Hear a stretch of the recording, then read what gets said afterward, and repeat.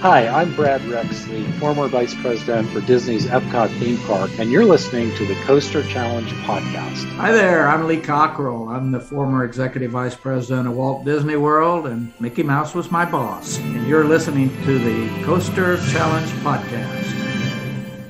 Do you accept the Coaster Challenge? Yes, I accept the Coaster Challenge. Do you accept the Coaster Challenge? Coaster Challenge podcast is here. It's time to face your fears. Get that theme park therapy and let us blow through Coaster Challenge podcast is here. Your fear can disappear. We know that theme park therapy can dry up all your tears. Do you accept the Coaster Challenge? Yes, I accept the Coaster Challenge. Do you accept the Coaster Challenge? We accept because you know we're not average. You're listening to the Coaster Challenge podcast. A journey where people become fearful to fearless, all from riding roller coasters. So please secure your hats and glasses and keep your hands and arms inside the podcast. It's time to accept the Coaster Challenge with your host, Kim Dykes. Hello to our listeners.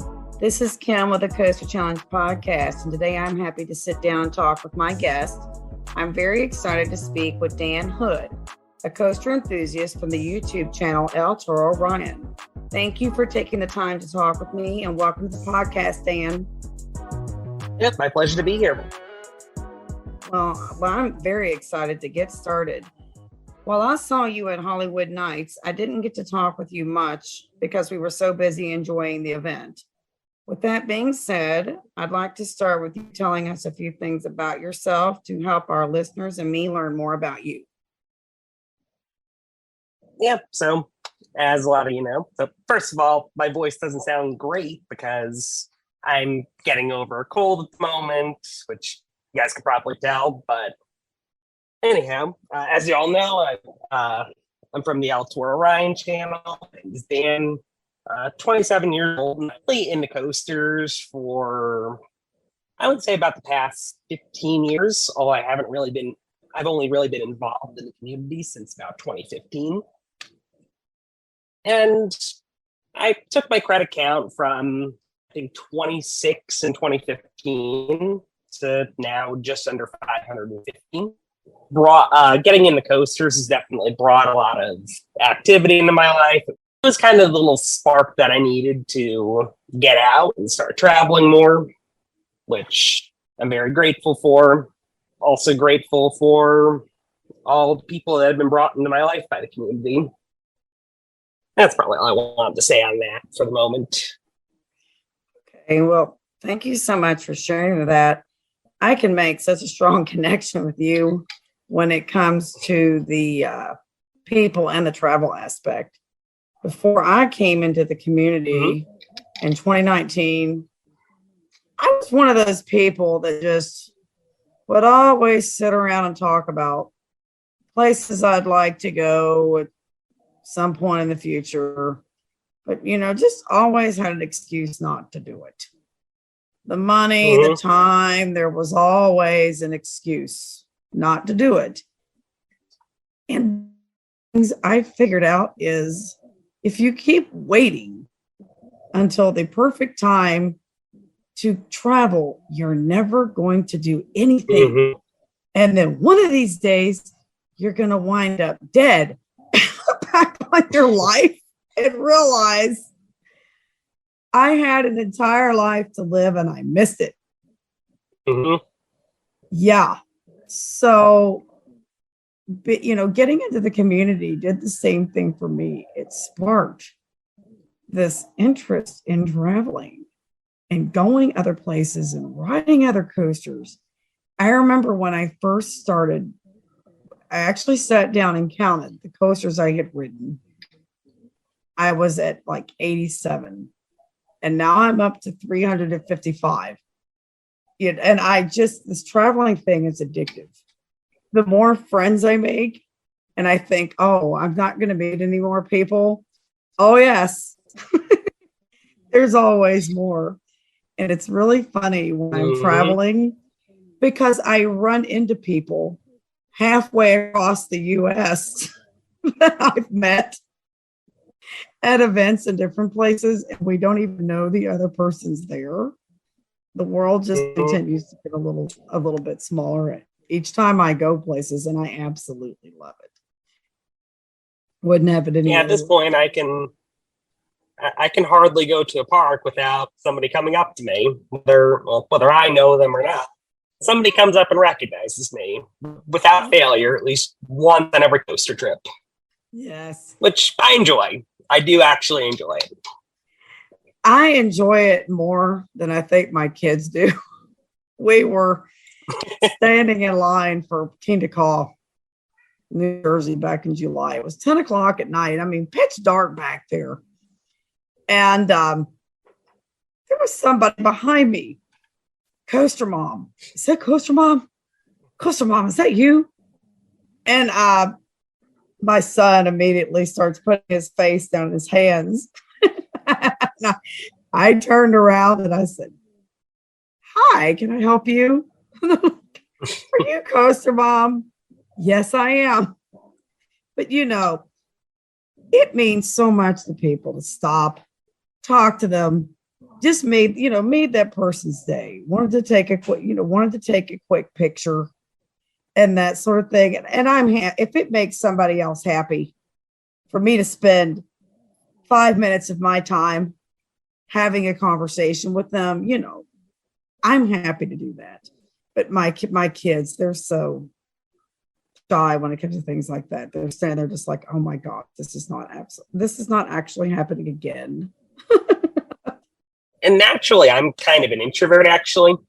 Yeah. And I wouldn't think that I would enjoy the attention so much, but I view it kind of the same way in that, it's not that hard to be nice to someone. It's not that hard to engage in a conversation. It's not that hard to take a picture. And if I can do those simple things and make somebody's day better, then so be it. That's my reasoning for, talking to people and doing that is the joy that it brings to them in that moment makes it totally worth it to me. So absolutely. The first part of our interview is going to basically be what we refer to on the podcast here as the roller coaster time capsule. We're going to be talking about your history, riding roller coasters. And then the second part of the interview is going to focus more on things about you individually, some about coasters, some about other things. So with that being said, we're going to go ahead and take our dive into the roller coaster time capsule. Thinking back on all of the coasters you've ridden, what is your first coaster that you remember riding? So I'm actually pretty positive this is the first coaster I've ever ridden. And that's, it's a pretty obscure little coaster. Polar Coaster Storyland in Glen, New Hampshire. Rorosaurus is an Instagram user. Rorosaurus is at Storyland, which is a really good GCI Woody. That was not there when I rode Polar Coaster for the first time 20 years ago. But I grew up going to that park, and it's a really charming little park, and I definitely recommend paying it a visit. My first coaster was Woodstock Express at Kings Island. I remember that real well. It was back when it was called the Beastie. And I didn't get to ride a lot of coasters when I was little. I wasn't allowed to get on a lot because they were scary, supposedly. But I rode that one a whole lot because I was allowed to ride it. So looking back on roller coasters, I remember, my family told me everything was scary. So I was scared literally every time I went to ride anything, that looked remotely thrilling or to me intimidating at the time. Looking back on your roller coaster riding history, what is the one coaster that has scared you the most? So I'll be honest, I'm probably the worst person in the world to ask that question. I've really never been afraid of roller coasters. I've never had difficulty riding them. like aside from jokey rides like the Chance Toboggan or something like that, just I can't honestly remember a time where I've been scared to ride a coaster. I mean, the very first coaster that I rode with a loop with any kind of inversion was actually Loch Ness Monster at Busch Gardens, Williamsburg. Yes. I remember having some kind of, I don't even want to say anxiety in my mind, just thoughts in my mind about like, oh, riding a coaster, it goes upside down. That's something a little different. Mm. Maybe just some questioning thoughts in my head. But then I rode Loch Ness Monster and don't feel like you're about to spill out of the ride. Like, well, I mean, you do on some modern coasters. Mm-hmm. Which, not that I really had any fear in my head, but that probably cleared out any fear that I had. And then I went right on the ride out, guys. So, suffice to say, I was well suited to not be afraid of coasters. Lucky you. I did swear off zippers for a while because I rode one when I was like 8 and I was terrified. But 10, 15 years later, I did eventually ride it again. And I now love zippers. However, if you're like Airtime Mike and you don't like free spins, you probably wouldn't like a zipper. Yeah, I talked with Airtime Mike just a couple of weeks ago, actually. You were talking about those Chance Toboggans. How many of those have you ridden? I've ridden both of them. I rode the one at Little America, and I also rode the one at Lakemont before they took it out. I rode the one at Little America, and oh my goodness, that thing bar. I thought I had my riding position right and everything. I don't know what I did wrong. That freaking metal bar bashed me in the forehead. It made me see stars. I had a goose egg. But I got off of that thing. I swore I would never ride one again. Given the opportunity to get the other credit, knowing me, I probably would do it once. But that was not a pleasant experience at all. Yeah, the first Chance Toboggan I rode, and the one at Lakemont was the first one I rode. And one of the people I was with actually hit his head on the roof on that last, I guess you could call it an airtime hill. I would call it more of a jank hill at the end. Yeah. So, I mean, those things just aren't built to be ridden by people. That's my conclusion. No. Maybe to be looked at and recorded, I'm not sure. And zippers. Oh boy. You really hit you got my weak spot there. Tight, fast spinning. I made the grave mistake last year when we went back to Beach Bend. I've conquered all this fear. And I do rides. I will do rides that go in circles. But tight, fast circles are another story. So I thought, I'm going to try this one more time. Because this is really the only thing I don't do.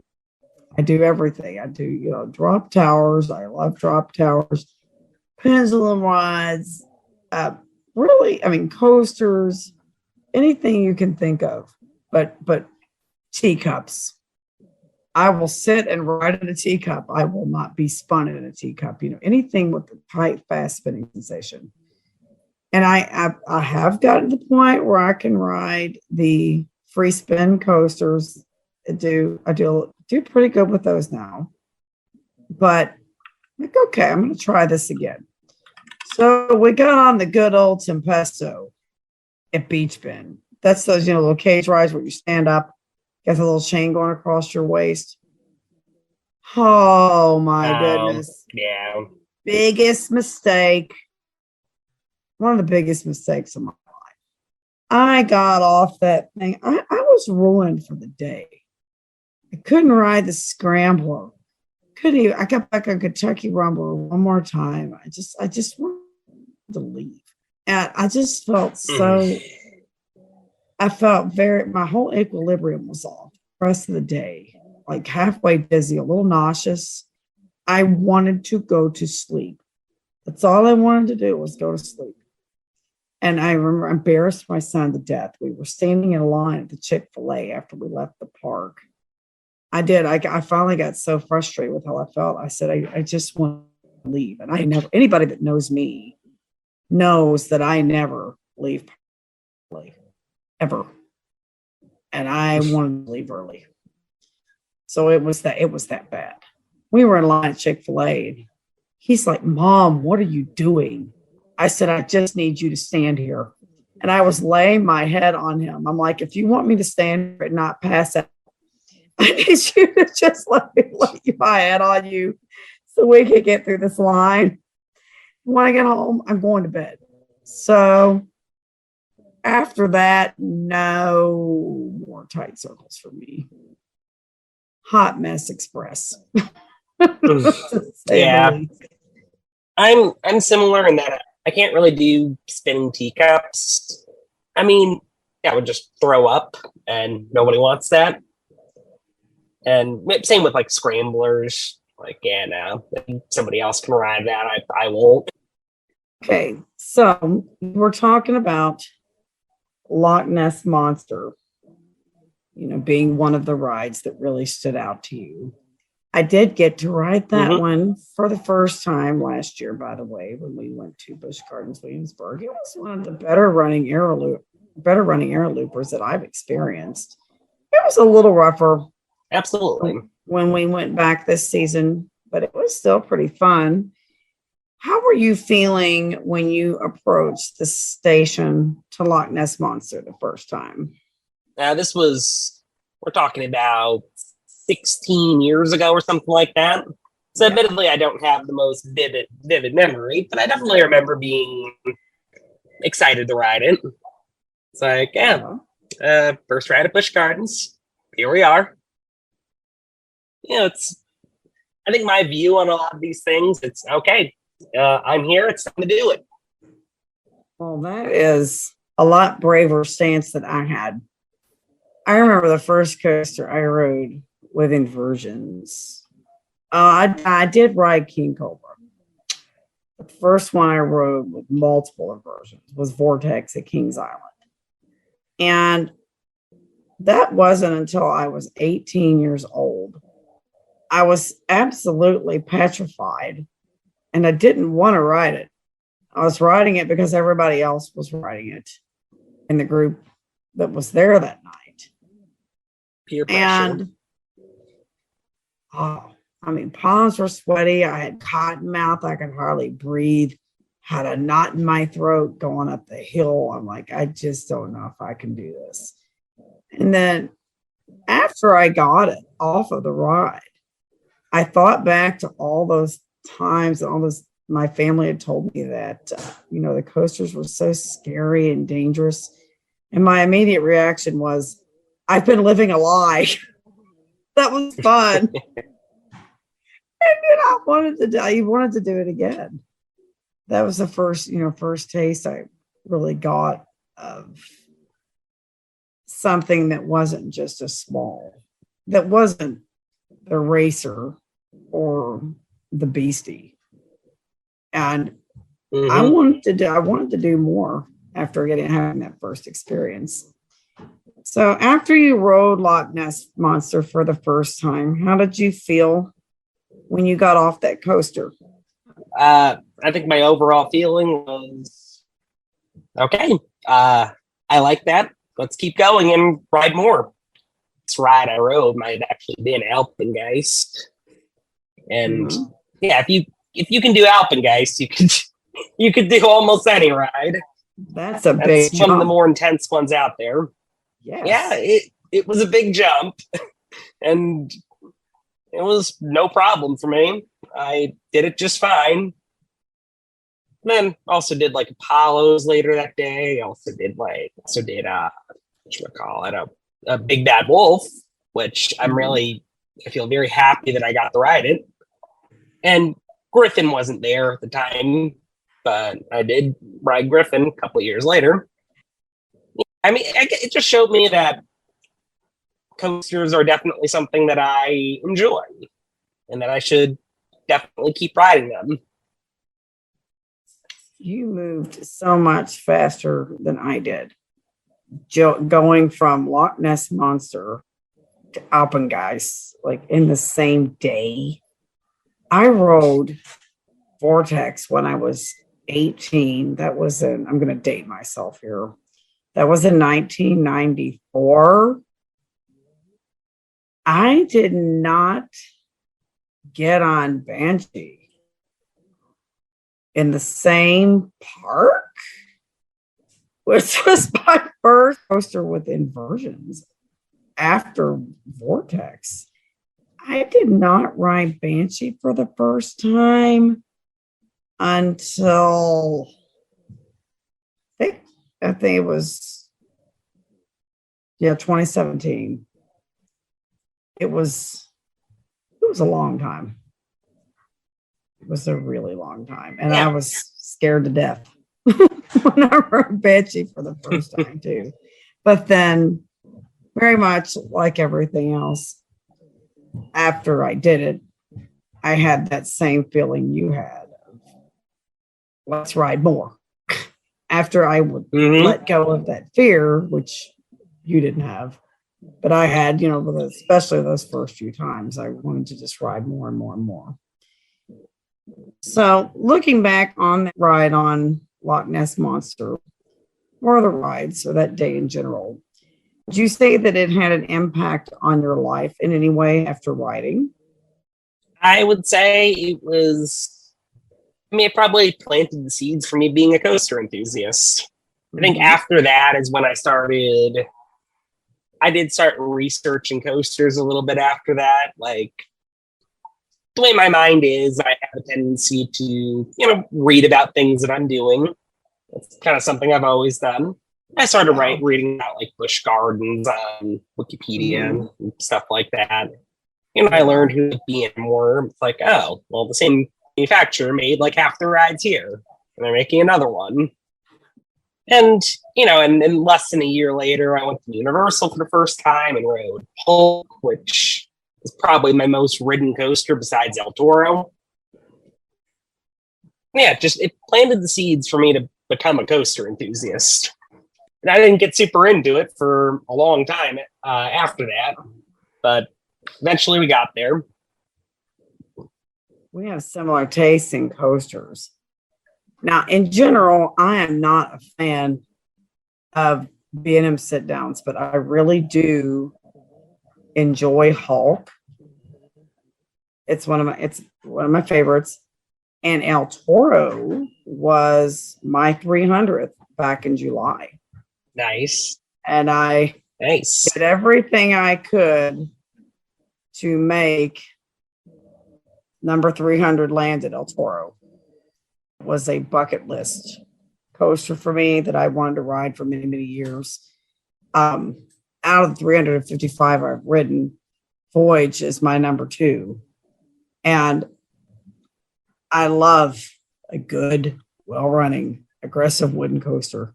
And I'd heard so many good things about El Toro. We were able to get 12 rides on it when we were there. It was unfortunately the last day we were there reduced down to 1 train. So we weren't able to get as many rides that day. But I've got it currently ranked at my number 6. I absolutely loved everything about it.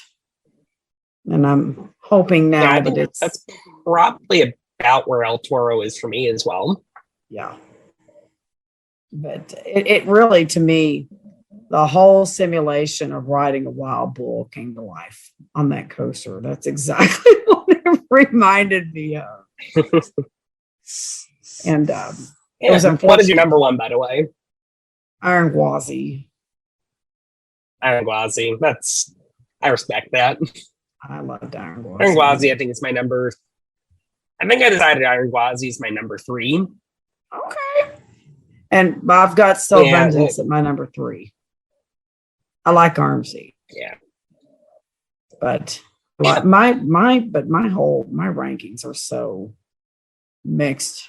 Gosh, I've got Intamin, I've got B&M in there, I've got RMC, I've got some mock rides. There's different coasters from different manufacturers that have very unique things that I love about them, for sure.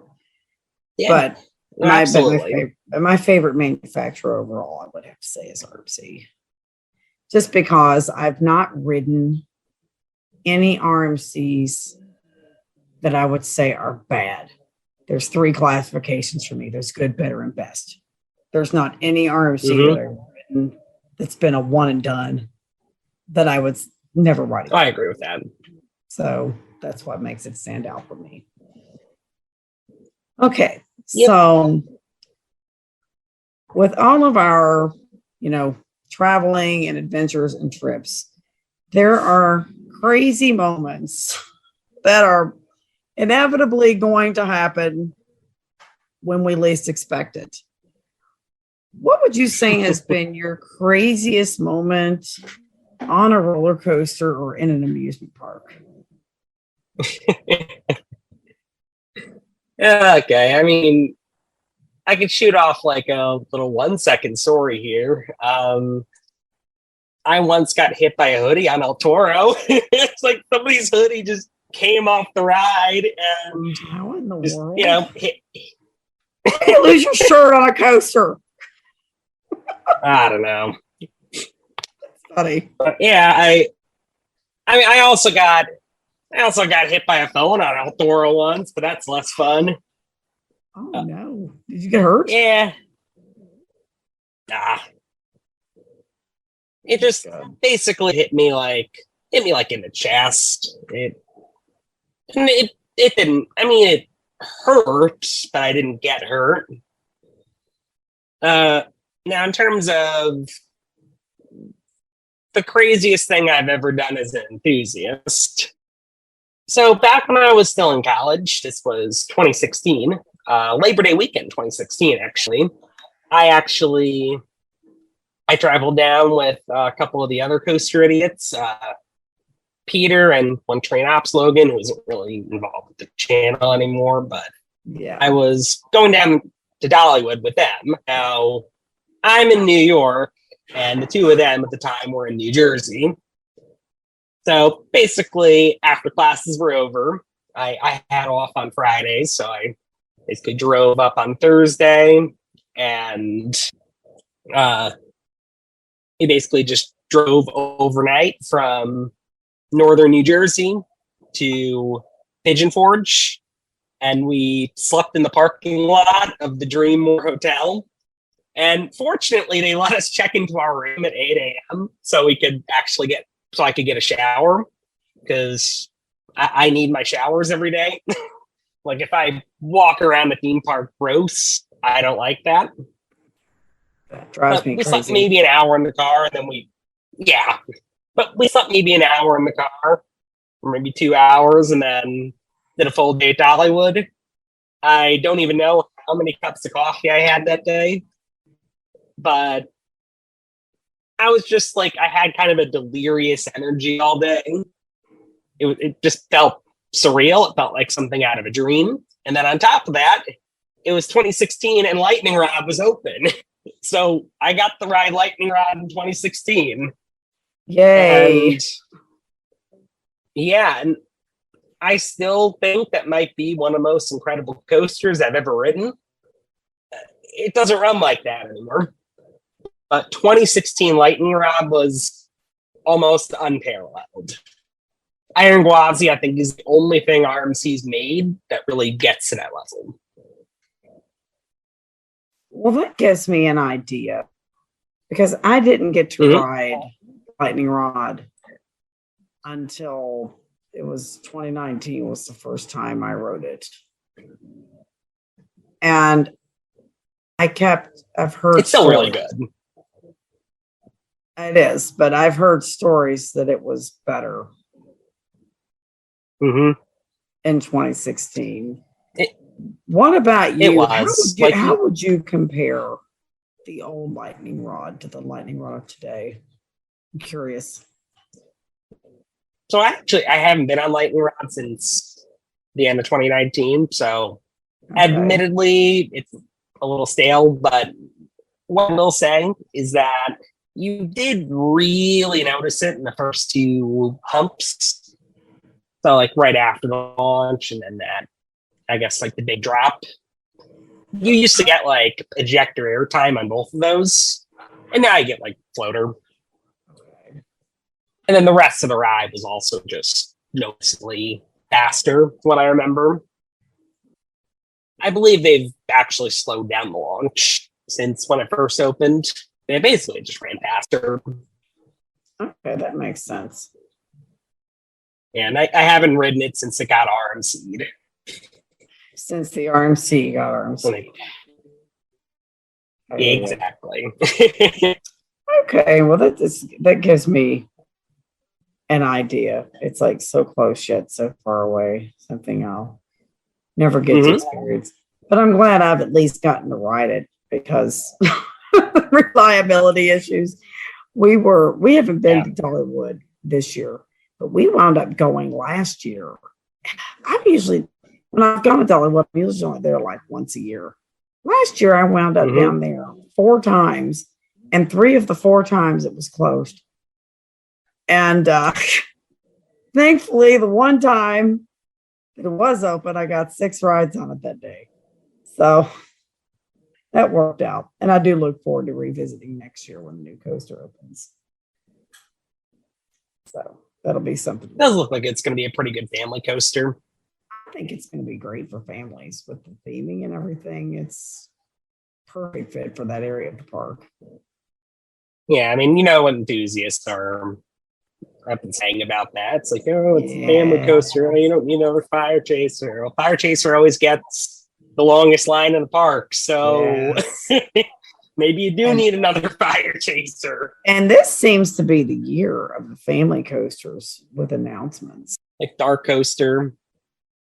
Mm-hmm. But honestly, I mean, I guess there is a surf coaster, which, I mean, who knows when that's opening. But you know, looking back on the financial devastation brought to amusement parks by COVID, you know, and the shutting down of everything, part of me was, you know, hopeful that there would be, you know, some bigger things on the rise, but at the same time, I'm not surprised that, you know, a lot of parks are taking a step back. Family coasters, you know, less money going out, and it's going to bring more people in because, you know, enthusiasts are not what keep these amusement parks financially succeeding.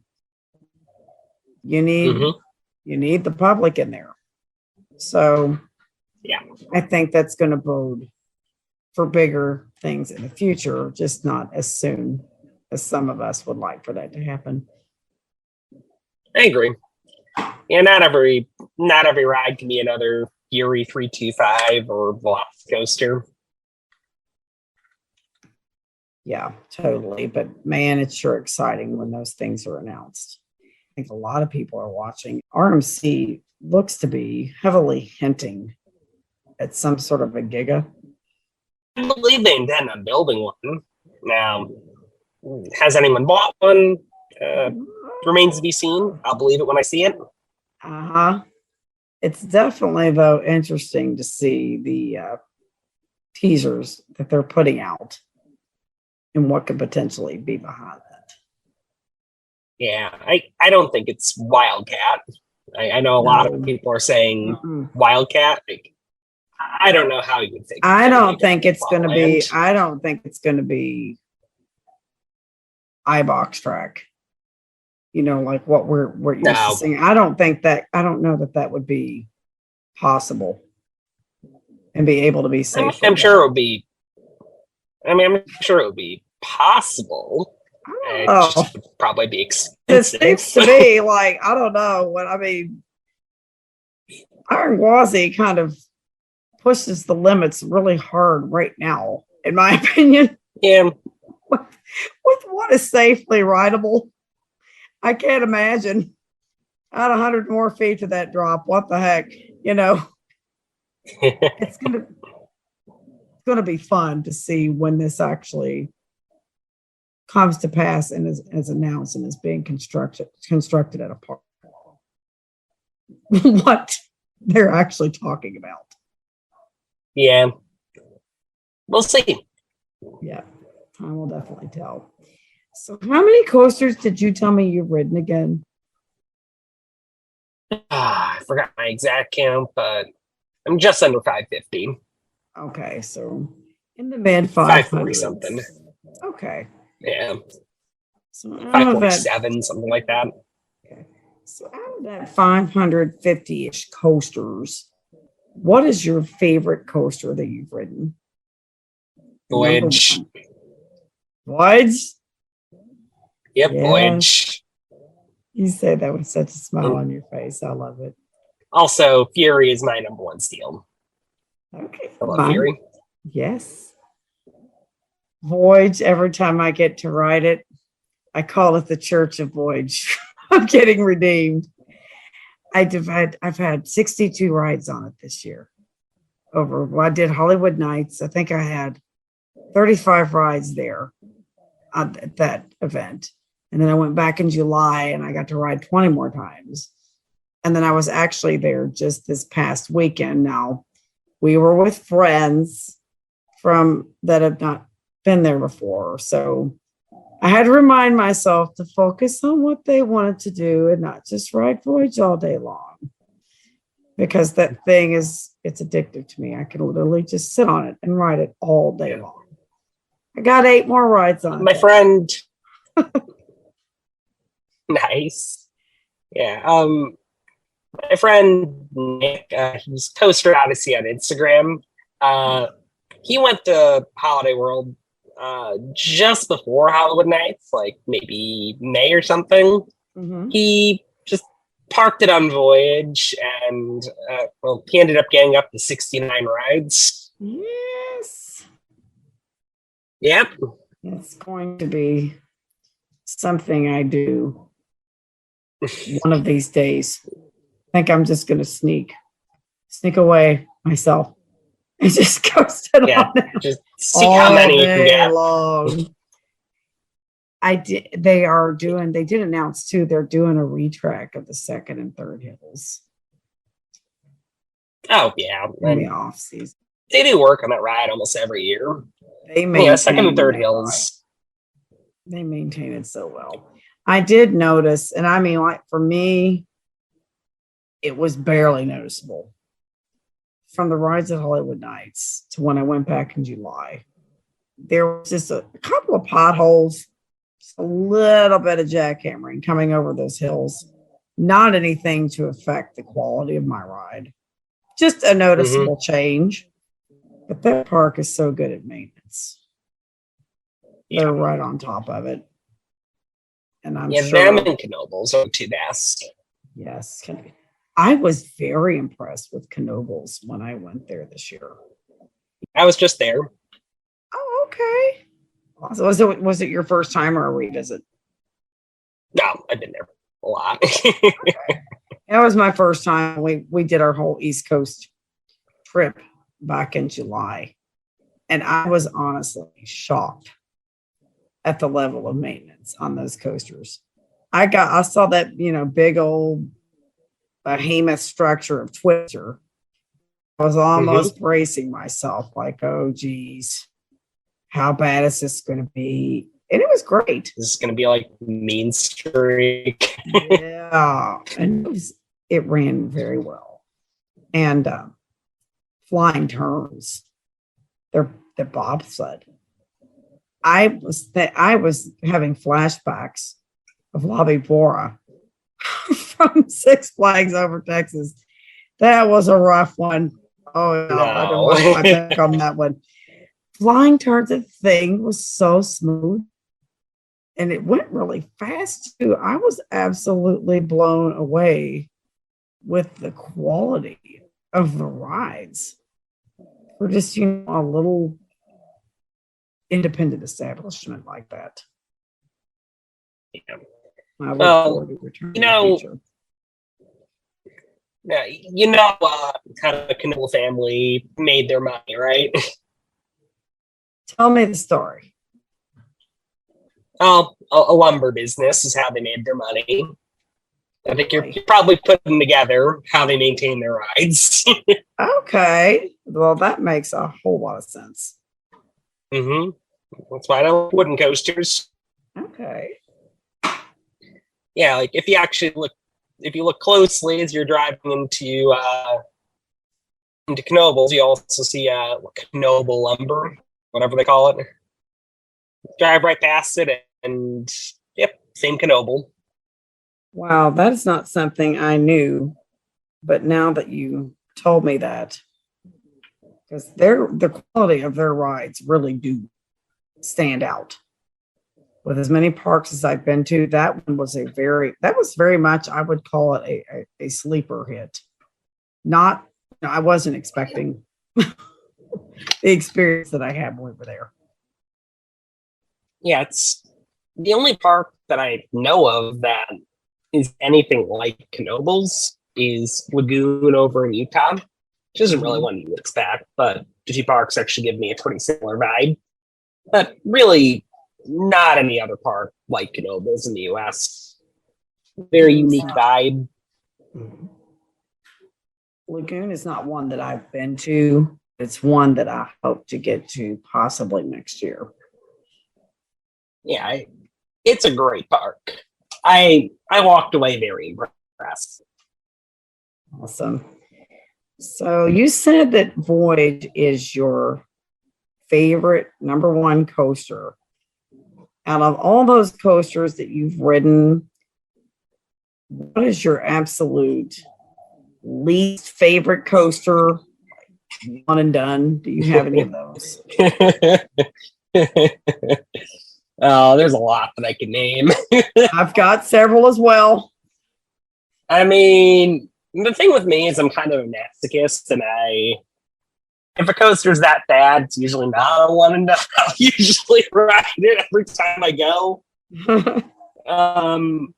Okay, so we're just gonna have the list of shame here. Green Lantern at Six Flags Magic Mountain, Kazakhstan, awful. Time Warp at Canada's Wonderland, the Zamperla Valair, also garbage.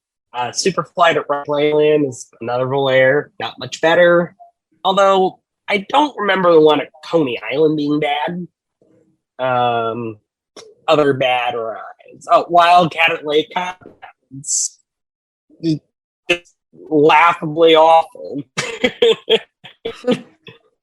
Like, no matter what they do to that thing, it always is horrendously off by the end of the season. Like, I heard they're doing some retracking to it. Did some retracking since the last time I rode it. I know it's just going to be horrifically rough next time I ride. No matter what they do, they cannot fix that ride. Mind Eraser at Darien Lake is another bad one. And I don't usually mind SLCs that much. Oh, that one's bad. Yeah, that one's like... So what it is, you look at that train... That park was owned by Premier Parks for a while. The same people that own Magic Spring, or that operate Magic Springs, that operate Elitch Gardens. And they had Darien Lake for a while. Worst theme park operator in the US. But they had one train for Mind Eraser, and you could tell it was just a bunch of other trains just strung together. Like, there were, some parts of, like, some of the cars were blue, some of the cars were red. Like, you could tell there were multiple trains, they just combined into one. And one size fits all. I would say that's probably, one size fits all. That never works very well. And Mind Eraser at Darien Lake was a good example of that. Wow. Yeah, no, like, all the coasters there were on like perma one train ops because they only had one train. Don't get me started on Premier Parks. Garbage company, but anyway. Yeah, I would say those are. Oh, yeah, also the Pinfari one of Keensburg. Garbage. But that rounds out my list of shame.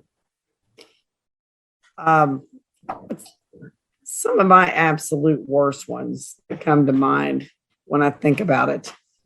My number one worst coaster of all time, this is hilarious, was just actually over Labor Day weekend. We were doing it. We did a credit chasing day when we were in Illinois. And we went to Grady. Up at Grady's. There was this kiddie coaster. I mean, this was the absolute smallest thing I've ever seen in my life. And I didn't think they'd let us ride it.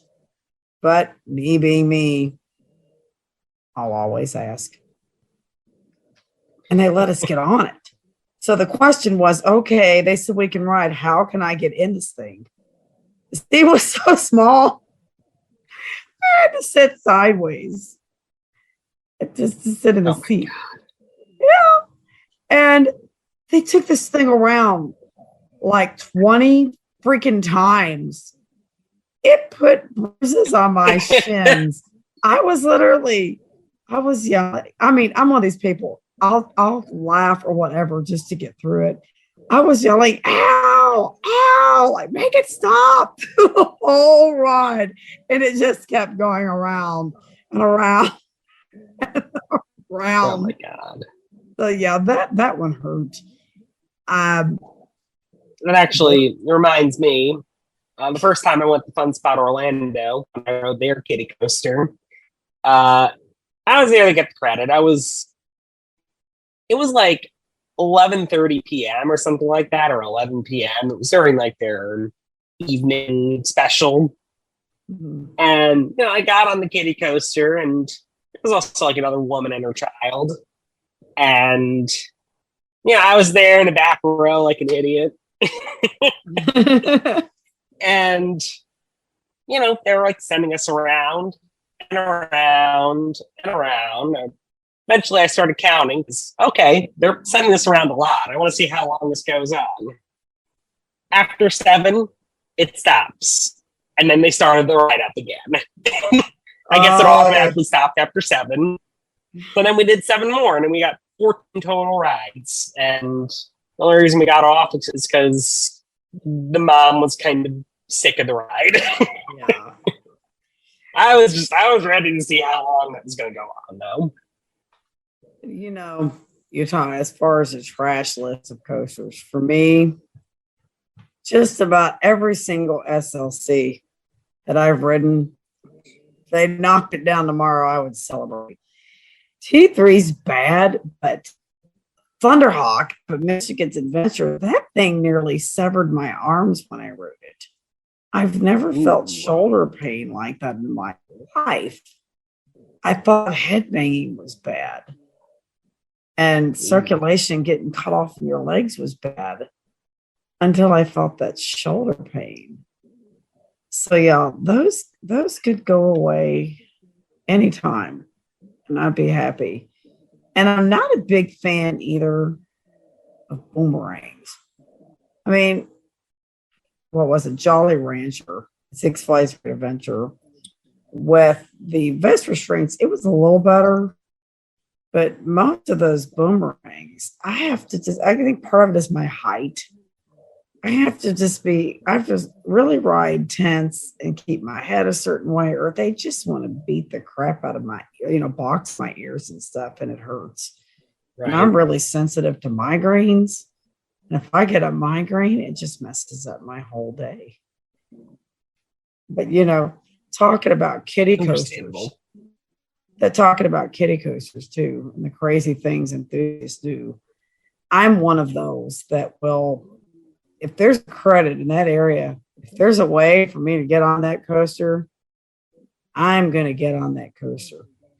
And I think the most silly thing I've done, we were at Worlds of Fun, and they had a kiddie coaster. And the day we were there, the day we were there for our visit, it was closed the whole day. So before we left town to come back home, I'm like, let's just go back by the park one more time and see if it's open. Well, it was. We got there and it was open. But daggone it, you've got to have a little kid to ride. I'm like, That's a new rule. we're not leaving. Yeah, this was last year. We're not leaving. My kids looked at me like, are you serious? Yes, I am. I'm not leaving. So I just started walking up to random people. And I got a kid to ride with me. If someone said no, we'll just move on to the next contestant. Okay. And so I did. I got somebody's kid to ride with me. And I got somebody to ride with my son's friend, Lincoln. Somebody to ride with my daughter. And this one still burns my son because he let his friend go first. When it was his turn to ride, we got a kid to ride with him. The stupid thing broke and was shut down again for the rest of the day. They're like, oh, this ride wasn't. What can break? They said this wasn't even supposed to be open today. And so my son didn't get to ride. But that's okay. We're going back to Worlds of Fun next year. I want to revisit Silver Dollar City. So while we're down there in the area, we're going to go back. But they're going to have the new coaster anyway. And I'm going to see what I can do to get him on that coaster.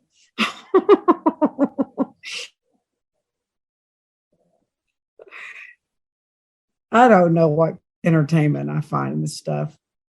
But to me, it's kind of like, it's just kind of like the thrill of the chase.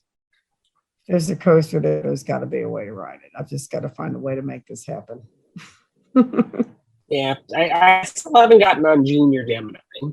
Although the kiddie coaster at Lake Compounds, that is one of the ones that you are supposed to have a kid with you to ride. Yeah. But we just kept pulling me in. Basically, when I went there, I would just, with my group, keep pulling the enthusiast card every time I went there until I got somebody to let me do it. Eventually, somebody let me do it. Yeah. And it was, in fact, I found out later it was my 200th steel coaster. So yeah, that's sort of a milestone there. That's funny. Speaking of milestone, that was my 350th. Was that's a mini milestone. My 350th was at Grady's. It wasn't the kiddie coaster; it was the other dragon wagon they have there. That's quite an accomplishment. I knew I was going to hit 350 somewhere on that trip. Grady's wasn't even a place we planned on going. We just wound up a little bit ahead of schedule that day. And the weather at Great America was looking questionable that night. So we just started digging around, like, where else can we go? Is there any place else to go? Do we have time to get anywhere else? And Grady's is just where we landed.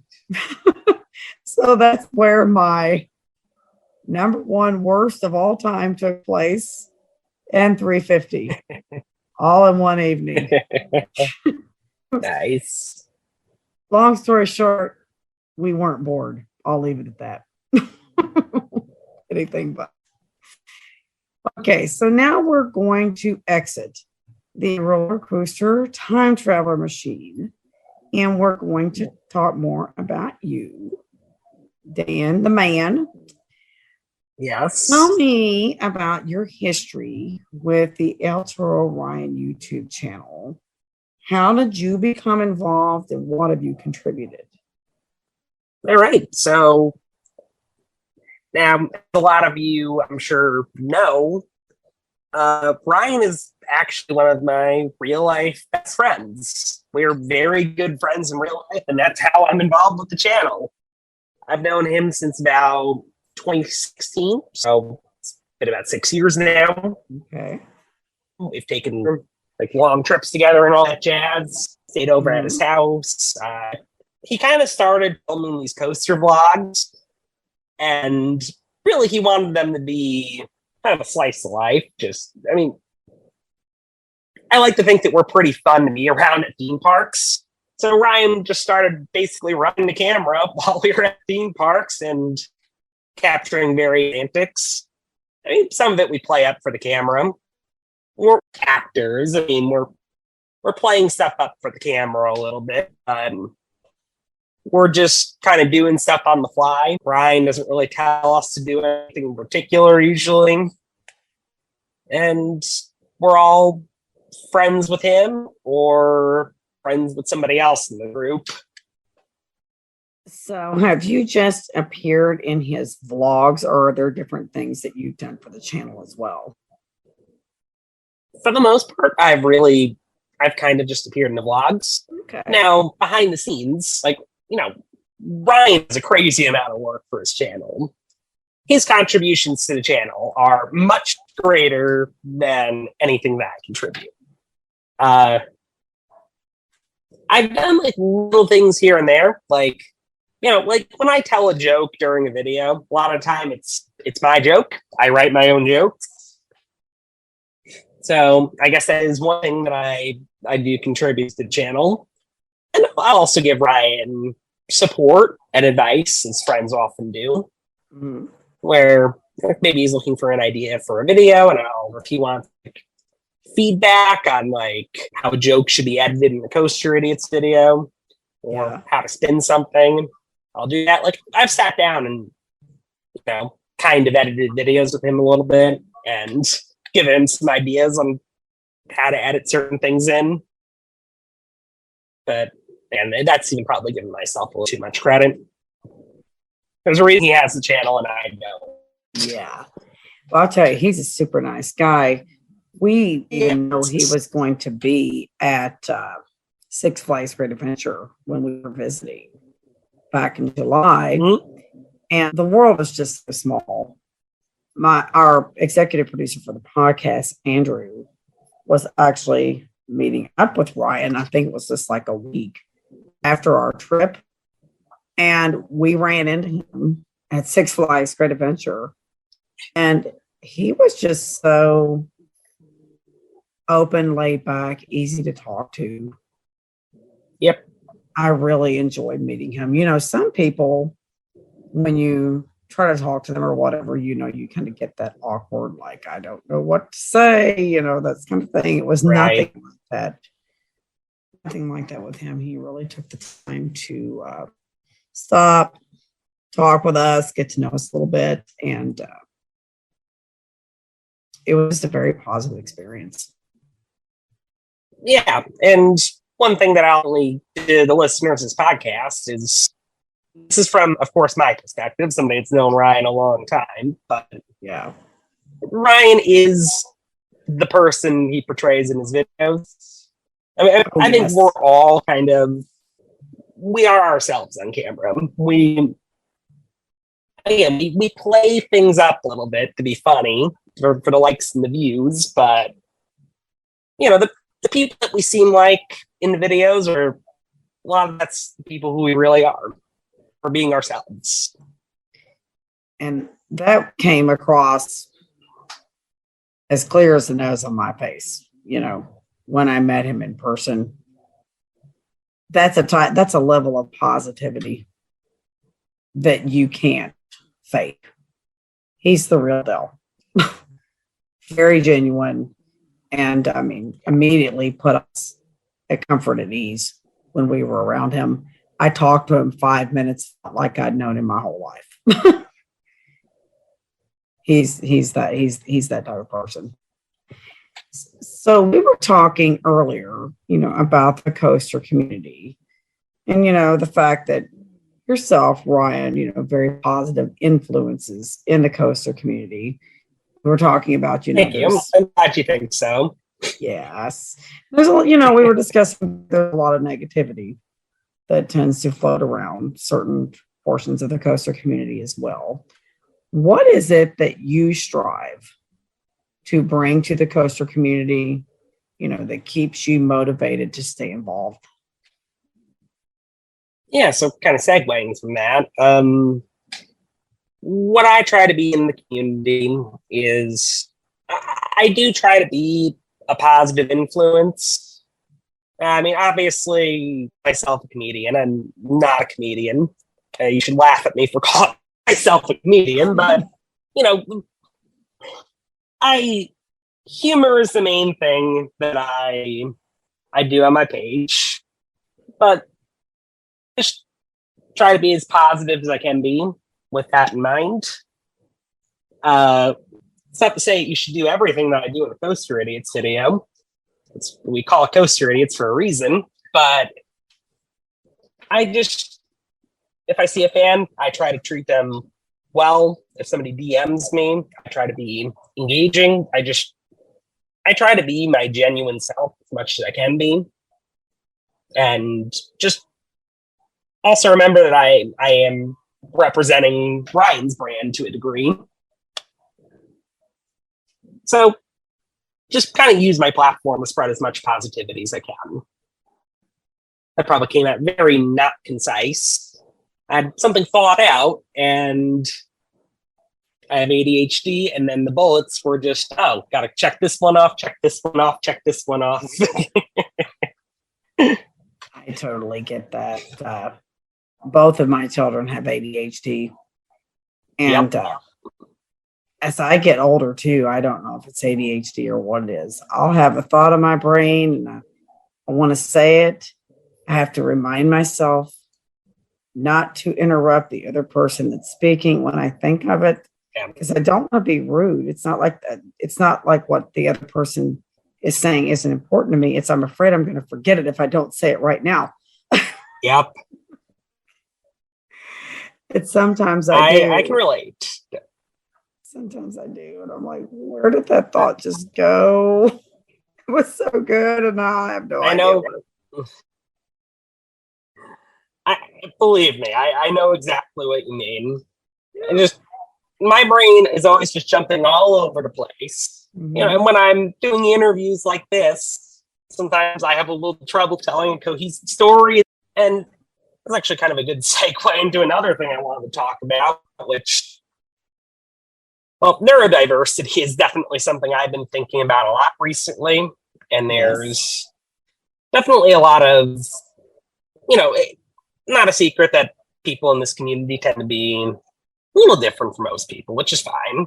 Like, I have ADHD and maybe other stuff too, but it's neither here nor there. But I have ADHD, and that kind of makes my brain fundamentally function differently from the way most people's brains function.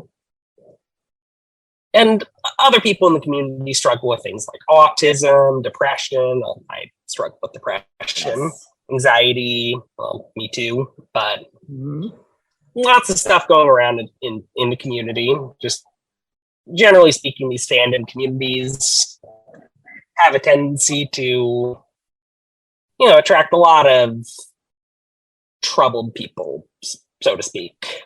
It's a bad way of putting it, but believe it or not, like, naturally I am a bit of an introvert. I have always had trouble. I've always had trouble with social interaction, and I always kind of leaned shy, leaned introverted, and this kind of exposure has definitely given me something a little different. Because growing up, I was not really the popular guy in school. I was bullied quite a bit in middle school because, I was kind of weird, kind of awkward, kind of annoying, I guess. And, I was a social outcast for a long time. And it definitely got better in high school. But I don't feel like I really broke out of that until my adult life. So that's something I'm always very, very sympathetic to. It was just kind of a stream of consciousness there. So bear with me on that. No, you're fine. I couldn't agree more.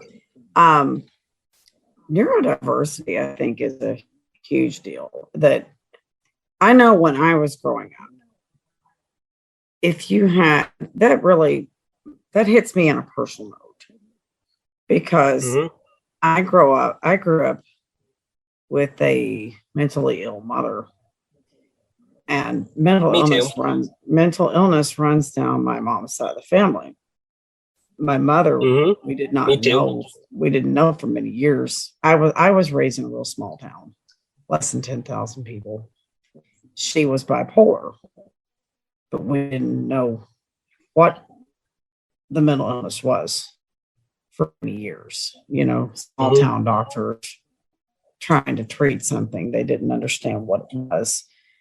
And you know, for a long time, mental illness was something, or you know, any sort of neurotypical difference. You know, I told you my son has autism. I Back firmly down believe autism is just a difference. I don't think it's, you know, it. I think the only reason autism is a disability is because society doesn't know how to yes, treat them. absolutely. He has ADHD as well. My daughter has ADHD. But you know, I look back when I was a kid. I look back at my mom. And I look back at my mom's sister. She had mental illness as well. And I started thinking, you know, like, where did my son, you know, where did this autism come from? And then my brain immediately went back to my mom's dad. Like, it was clear as his nose on my face. He was autistic. He was just never diagnosed. Back then, it was looked at as it was shameful. You know, it was something, and I remember as a child when mom was struggling, it was something I was conditioned that I was supposed to hide, you know, not tell or let anybody know the things that were happening and what was going on. And gosh, I remember kids with neurotypical differences in school. They would just be put in this room, like, and you would never really see them Mm-hmm. or get to interact with them. Mm-hmm. And eventually they would just kind of disappear off the radar. I don't know that they ever finished school. I don't know where they went. And, you know, with my child, heck no, he's not going to fall through the cracks. You know, I'm not going to allow that. And, you know, just bring it, the fact that there's so much more awareness today than what there was, you know, when I look at my upbringing. Yeah. It's a very positive thing. And I think, you know, when you say bringing that into the community too, creating an awareness, I think in many ways can bring people closer together. Like, you know, that's what brought my son into the community. That's what really made him, led him to a point of self-acceptance, was realizing that somebody that was widely known in the community had autism and he's accepted and he's liked. Oh, well, I have autism too. There's nothing wrong with him. Maybe there's nothing wrong with me either. You know, that sort of thing. And just bringing more of an awareness into the community, I think, you know, just the more awareness, the better. Because like you said too, a lot of it isn't the fact that there's necessarily something quote unquote wrong with you, but others knowing and understanding how to interact with you. Right.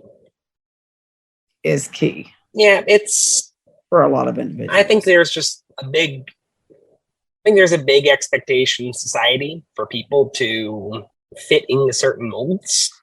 Which, I mean, to a degree, there's social constructs that make sense. Like, you know, this is how you behave. Yes. This is how you treat people like decent human beings. But I think there's also things that maybe aren't that constructive, like, you know, just expectations of how you present yourself, how you choose to communicate. You know, one thing that jumped out at me as soon as you said that I've heard for years, and when my son, when he gets really nervous, sometimes he still doesn't do this. He wants to look at the ground. He does it when he's introducing himself to somebody he doesn't know. And people say eye contact, eye contact. You know, that's how you show that you're listening to That's somebody. weird. You need to make eye contact. And for him, now he makes eye contact for the most part day to day when he's comfortable. But when he's meeting somebody new or when he's really stressed, he looks away. And that's what he needs to do to be comfortable in the situation so he can present himself at his best, you know. And that they don't realize, you know, that's kind of a societal norm. You're supposed to make eye contact. Mm-hmm. And for him, that can completely mess up everything he wanted to say. Just it's not super compatible with the way he's wired. Yeah.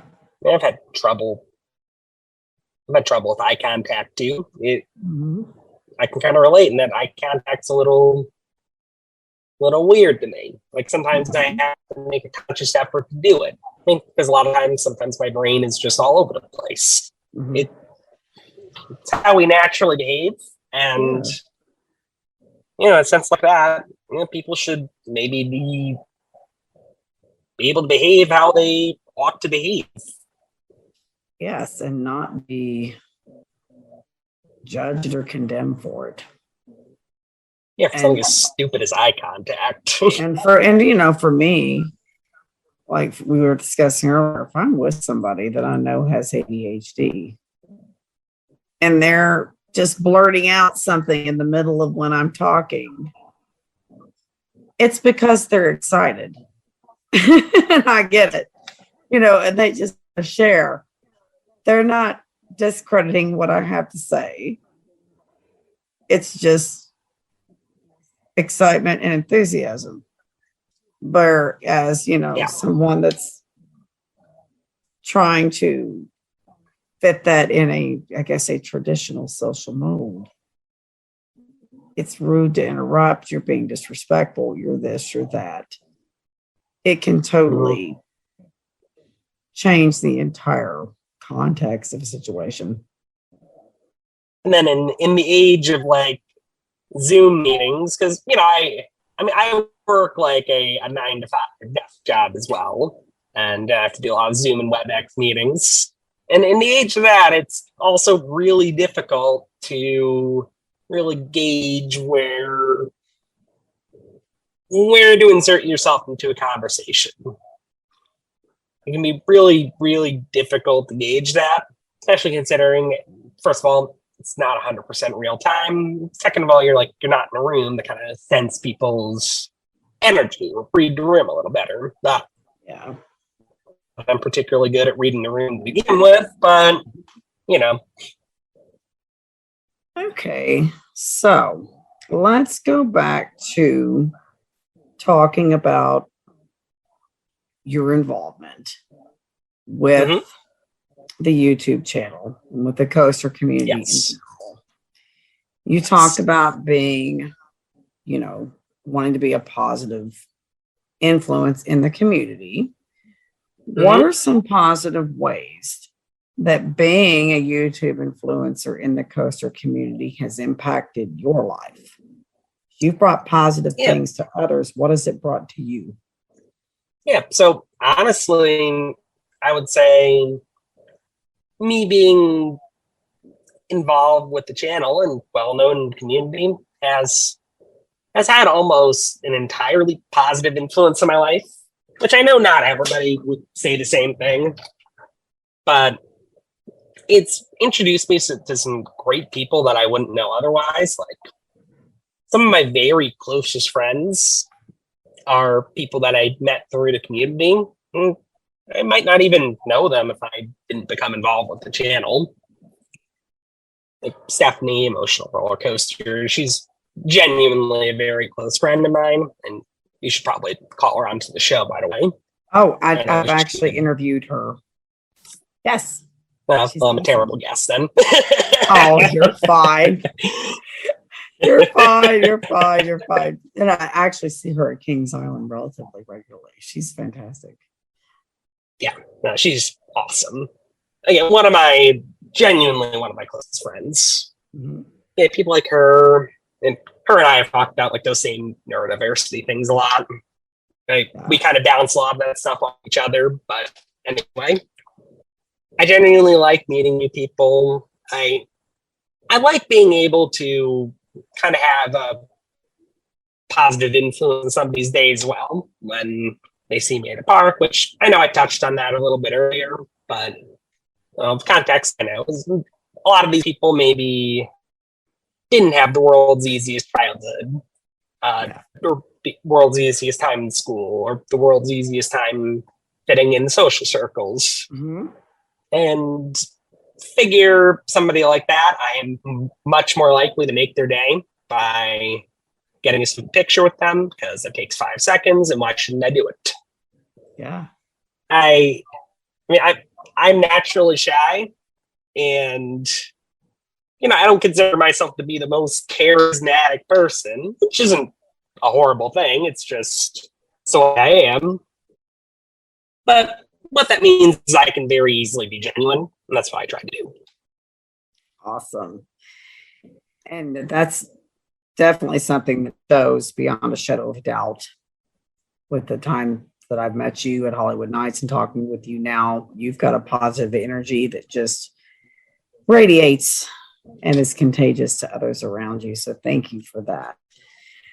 No problem. We were talking about you spreading positivity throughout the coaster community and the need for that. What aspects of the coaster community need improvement, in your opinion? Yeah, there's a lot. Addressing the most obvious, you must know there's a pattern in the coaster community of inappropriate behavior from adults, usually towards women, and often towards minors, which is bad. That is the worst plague that we have in our community. I'm not going to name specific names, because maybe this isn't the time or place for that, but plenty of that going on, and that's the worst problem we have in the community. And then there's also just a general kind of toxicity and negativity that goes around. Mm-hmm. Like, a lot of people get crap for their coaster opinions a lot. It's like, how can you not like Steel Vengeance? Why is Steel Vengeance in your top 10? Or stuff like that. I could go on about that all day. Oh, that drives me crazy. It's also kind of funny in that I actually rank Steel Vengeance a lot below Iron Gwazi. Yeah. Iron Gwazi is actually really the only RMC that captivates me these days. Yeah, not the only one, but Iron Gwazi is the only RMC that I think is really, really, really good. I told you it's my number one, so you're not getting any argument from me on that. The single rails too. Wonder Woman and Railblazer, those are both really good too. I love Jersey Devil. Yeah, and I like Jersey Devil too. And it's one thing to have a healthy debate about coaster opinions, but don't get into a flame war with somebody. No. Using that term probably dates me a little bit, but don't get into a flame war. It comes down to name calling and derogatory comments towards people, like attacking people. Like, I'm sorry, this is supposed to be fun. If that's the level you're going to take this to, you need to go find a new hobby. I won't engage with people. And I know people that have been driven out of the community over stuff like that. Wow. It's sad. So no more of that. And a lot of this stuff isn't necessarily unique among fandom communities. Among my other hobbies, I'm also a bit of an airline geek, so I'm a little bit in air travel. And there's definitely there's problematic people in every community. If you go on Flyer Talk forums, people are always spreading this negativity about, my flight got canceled because brain, and Delta only gave me $150 voucher or something like that. Yeah. So it's everywhere. It's not just unique to the coaster community, but that doesn't mean that we can try to be better. Yeah. Like, it's theme parks. This stuff's supposed to be fun, you know? Mm-hmm. Okay. So now I want to switch over to the topic of travel. You talked about that you have developed a spark for traveling since entering the coaster community, as have I. It's one of the things I live for the most. I count down the days when I'm working, like how much longer, till the next break, so I can go here or I can go there. It keeps me very positive in my mindset throughout the school year. I'm a teacher. What are some of your favorite parks and coaster events? And what are some items on your bucket list that you haven't gotten to do yet? Yeah, well, Hollywood Nights, I've been there every year since 2017. Okay. And I intend to keep it that way. That is my favorite weekend of the year. That is me and my element. You will see me there every year as long as my body will allow me to be able to do it. I love that event. Same. Yep. Other favorite parks. Universal has a special place in my heart because it's really. I had a little bit of a lull in coasters for a few years. Like, I would say from maybe like 2010 to 2015 was a little bit of a lull for me. 2015 was when I got really into it. But Universal was really the only park that I went to consistently, since my family has a timeshare down in Orlando. And we went there every year for a while. Well, now I have an annual pass and I go there multiple times a year. But Universal is kind of the only park that's been a constant fixture in my teenage and adult life. And as a result, Hulk kind of has a special place in my heart. So Universal is probably one of my favorite parks. I'm lumping both of the Universal Orlando parks together.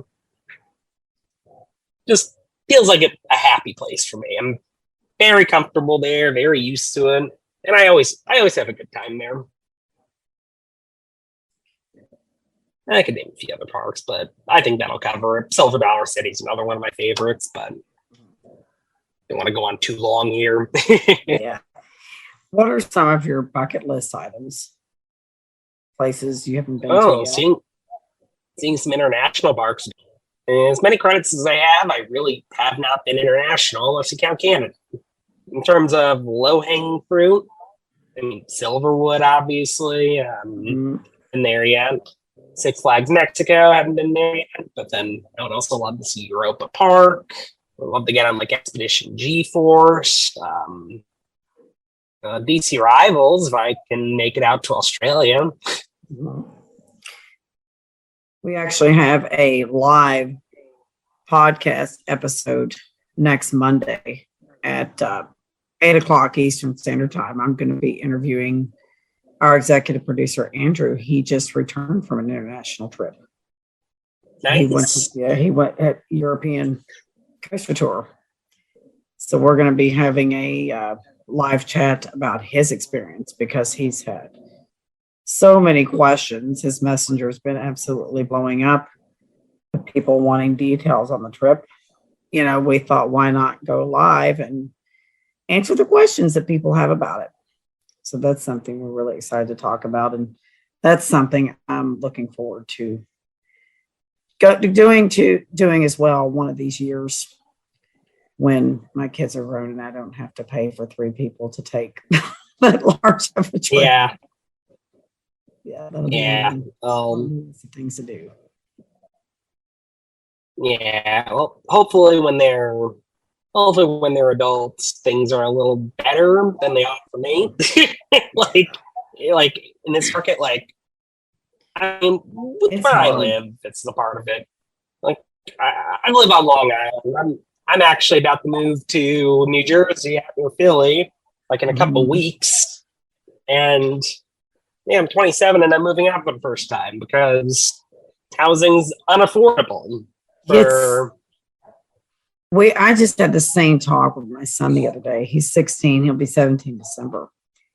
Inflation is just, he's like, Mom, how, this makes me scared that I'm not going to be able to have enough money to move out, and become independent. Mm-hmm. And it's a very scary time for young adults trying to get on their own 2 feet and move forward. Yeah, I mean, when you can barely afford to buy groceries, let alone put gas in the car, pay bills, it's not an easy situation. Yeah, this was a problem before inflation too. Like, out by me, like here in the Northeast. Now, like the apartment I'm moving into is $1,400 a month, and that's like the cheapest thing I could hope to get. Oh my goodness! It's that's double. Yeah, it's almost double my house payment. Yeah, which I mean, on the bright side with that, at least I don't have to fix the roof if it leaks. At least I don't have to fix my oven if it breaks or anything like that. So there is that, but I'm with him. Yeah. I have a full-time job that by most measures pays pretty well. And I feel like now is really the time that I could easily afford to move out. I mean, I probably could have done it a couple of years ago, but it shouldn't be. Yeah. And housing was expensive before inflation became a problem. And it's not getting borderline political. But yeah, not getting any cheaper, and it's the biggest thing. It's the biggest thing affecting generation for sure. Yes. Housing. I always say it's housing, healthcare, and education. The cost of those 3 things are the biggest problems affecting my generation. Absolutely. So, looking at all of your experience that you've had with life, you're getting ready to move out for the first time. This can involve facing fear, amusement parks, or in the community in general. What advice would you like to give to those who are listening? It's a good question. I would say just in general, don't try to be 100% certain of something before you do it. I know I've been very kind of risk averse and conservative in living my life, to be perfectly honest. And I think definitely being pragmatic is good. But I think I've also deprived myself of some opportunities by being too risk averse. So, I mean, don't make stupid risks, but, don't be afraid to, take a leap. I don't know, ask that girl out on a date. Or apply for that job that you don't think you're quite qualified for, but you want it.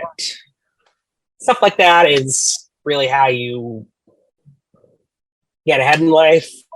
And then also just don't be afraid to be your genuine self.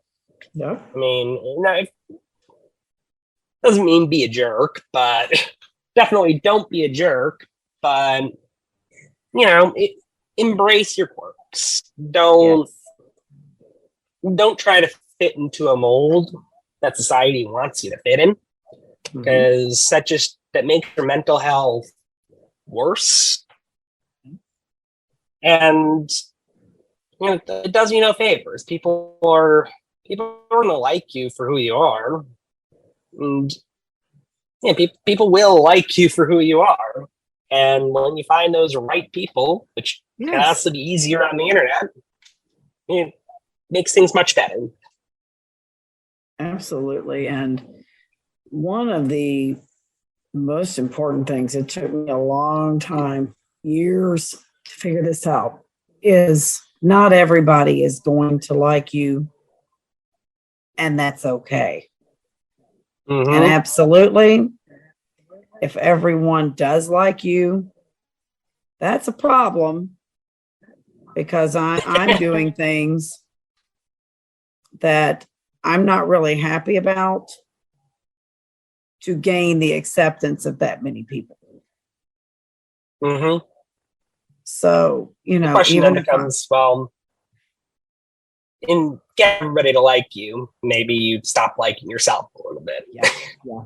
I struggled for many years, over half my life, with codependency. Just, never saying no. Mhm. Always, people pleaser. Yeah. And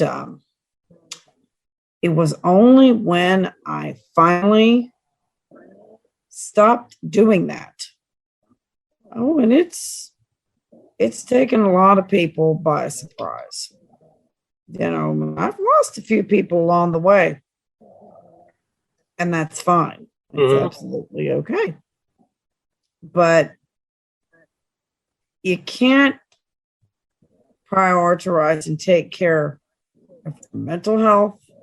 And for me, my body, I couldn't prioritize on my physical fitness either if I'm constantly running around morning, noon, and night, taking care of other people and never taking care of myself. So there has to be that balance. There has to be that balance. And life really didn't begin until I stopped worrying about what other people think, and just be yourself.